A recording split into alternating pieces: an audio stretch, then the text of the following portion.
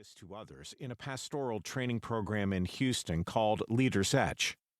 A collaborative project with colleagues Jim Harrington and Tricia Taylor resulted in a book dealing with BFST, The Leader's Journey, in which we encourage congregational leaders to seek personal transformation as they work at leading change in their churches. My own attempts to understand and apply BFST now span 2 decades.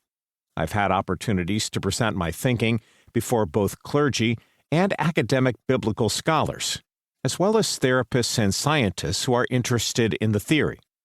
Through this exchange, my ideas about the theory have been questioned, expanded, modified, and enriched.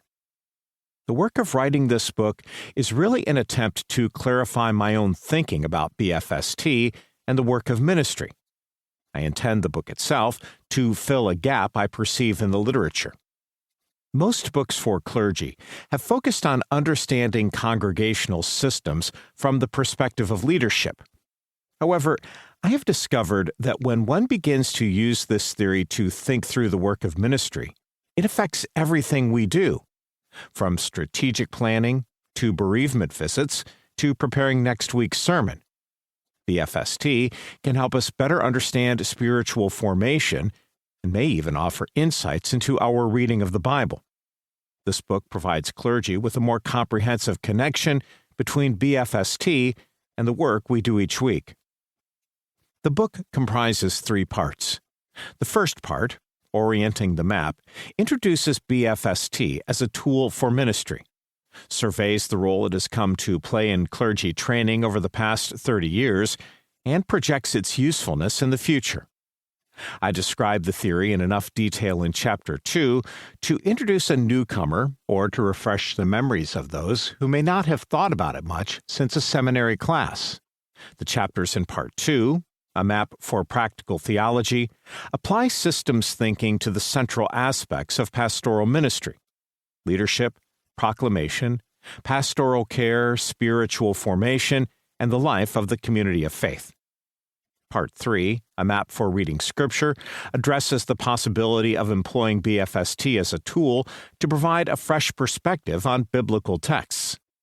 After outlining the challenge of applying a psychological theory to biblical texts, I explore the stories of the patriarchs, the life of Jesus, and the teachings of Paul from a natural systems perspective. Appendix A offers an additional biblical case study in the story of King David.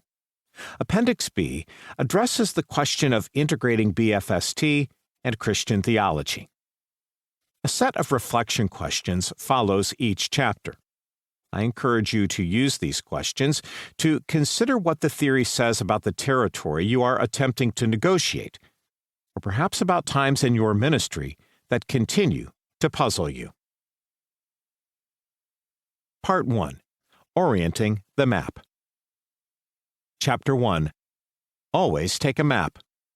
The value of Bowen Family Systems Theory.